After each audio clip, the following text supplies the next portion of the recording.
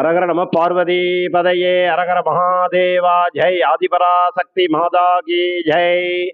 மீனாட்சி சுந்தரேஸ்வர ஆலயம் விசலூர், மேல விசலூர், தஞ்சாவூர் மாவட்டம், கும்பகோணம் வட்டம், மாடாக்குடி பாலத்திலிருந்து 1 கிலோமீட்டர், திப்பராஜபுரத்திலிருந்து ஆட்டோ வசதிகள் உள்ளன.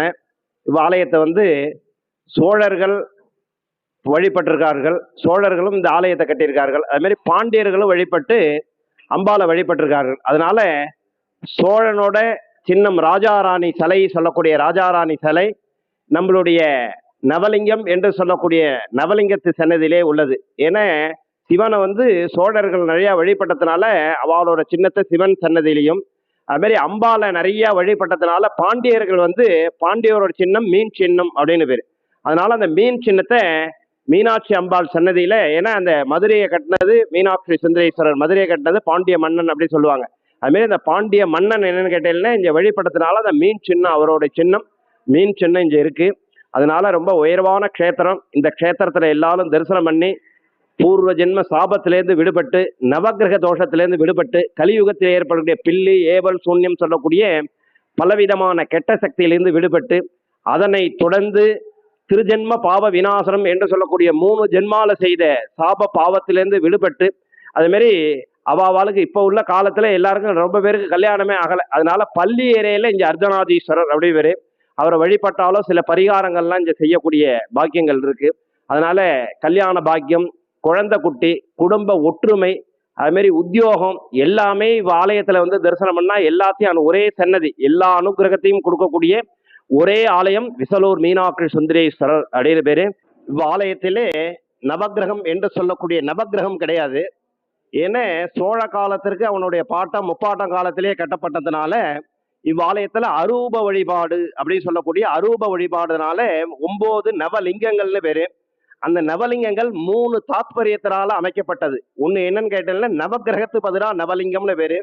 அடுத்தது பார்த்தீங்கன்னா உலகம் இயங்கிறது பஞ்சபூதத்தினால இயங்குது. பஞ்சபூதங்களுக்கு 5 லிங்கம்னு பேரு. அந்த பஞ்சபூதங்களுக்கு சக்தி எப்படி கிடைக்குது அப்படின்னா 4 வேதம்னு பேரு.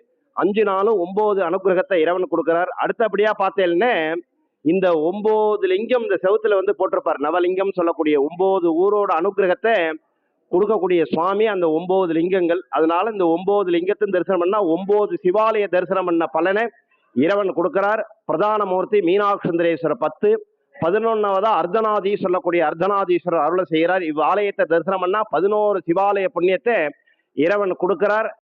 இந்த ஆலயத்தை எல்லாரும் தரிசனம் பண்ணி மீனாட்சி சுந்தரேஸ்வரர் அருளை பெற்று எல்லா விதமான சுவாமி அனுகிரகத்தையும் பெற்று க்ஷேமமாக சௌரியமாக நல்ல விதமாக வாழ வேண்டும் என்று, இந்த அனுகிரகத்தை எல்லாரும் பெற்று இன்புற்று வாழ வேண்டும் என்று இறைவனை பிரார்த்தனை செய்து கொள்கிறோம்.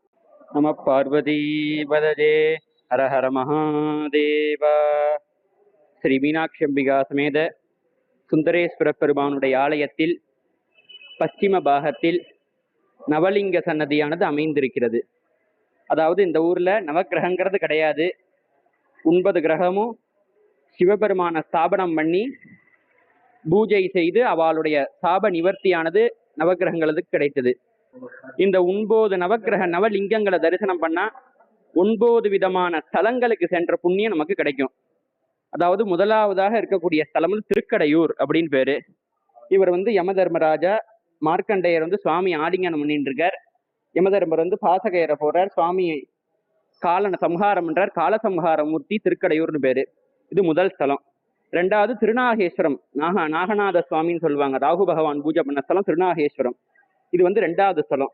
3வது திருப்பனந்தாள் அப்படின்னு சொல்லக்கூடிய க்ஷேத்திரம். சுவாமி பேர் அருண ஜடேஸ்வரர். அதாவது இந்த குங்குளிய நாயனார் அவதாரம் பண்ண ஸ்தலமாக விளங்கக்கூடிய இந்த சுவாமியோட பானம் நிமிர்ந்து பூமியை பார்க்க தலைகீழ சாஞ்சிருந்த பானத்தை அவரோட கழுத்துல அந்த கயத்தை கட்டி சுவாமி பானத்தை நிமித்தினதாக ஸ்தலம். மோகினி வந்து தபம் பண்றா இங்க. தபம் பண்ணி சுவாமி மோகினிக்கு வந்து மோட்சம் கொடுக்குறாரு இந்த ஸ்தலத்துல. அந்த ஸ்தலத்தோட சுவாமி அருண ஜடேஸ்வரர். அது 3வது ஸ்தலமா இருக்கு. 4வது வந்து திருசக்தி முற்றம், பட்டீஸ்வரத்து பக்கத்துல கூடிய திருசக்தி முற்றம்னு பேரு. அம்பாள் வந்து சுவாமி வந்து ஆலிங்கனம் பண்ணியிருக்கக்கூடிய க்ஷேத்திரம் அது. 5வதா இருக்குது பட்டீஸ்வரம், தேனுபுரீஸ்வரர். அதாவது அம்பாள் துர்க்கை அம்மன் ஸ்தலம்னு சொல்லக்கூடிய பட்டீஸ்வரத்துல காமதேனுவோட பொண்ணாக இருக்கக்கூடிய பட்டி பூஜை பண்ணதெல்லாம் பட்டீஸ்வரம் அப்படின்னு பேரு. அங்க ஒரு சுவாமி தேனுபுரீஸ்வரர். இது 5வது ஸ்தலம். 6வது வந்து காளஹஸ்தி. பஞ்சபூத ஸ்தலத்துல காற்றுக்குரிய சகமாக கூடிய காளஹஸ்தி. கண்ணப்ப நாயனாரை வந்து ஒரு கண்ணை எடுத்து சுவாமிக்கு வைக்கிறார். அந்த அர்ச்சகர் மறைஞ்சுன்னு பாக்குறார். இது காளஹஸ்தி வந்து 6வது ஸ்தலமா இருக்கு. 7வது வந்து திருவானைக்காவல். ஆணை பூஜை பண்ணதுல ஆணைக்காவல் கோட்சங்க சோழனால கட்டப்பட்ட மாட கோவில ஒரு கோவிலா விளங்குது திருவானைக்காவல். ஜம்புகேஸ்வரர் அப்படின்னு சுவாமிக்கு பேரு. 8வது ஸ்தலமாக இருக்கக்கூடியது திருவிசநல்லூர் கற்கடேஸ்வரர். நண்டு பூஜை பண்ணது.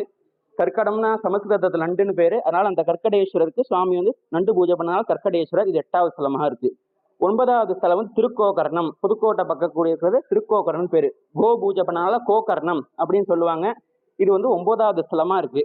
இந்த நவலிங்கத்தை பார்த்தா நமக்கு இந்த 9 விதமான கோவிலுக்கு போன புண்ணியங்கள் கிடைக்கும். இந்த 9 ஸ்தலத்துல இருக்க சுவாமியை பார்க்கறதும் இங்க இருக்கிற நவலிங்கத்தை பார்க்கறது ஒண்ணுதான். அதனால அனைத்து பக்தர்களும் மீனாட்சி சுந்தரேஸ்வரர் அருளார பல சௌபாக்கியங்களையும் பெறுமாறு கேட்டுக்கொள். நம பார்வதி பதஜே. ஹர ஹர மகாதேவா.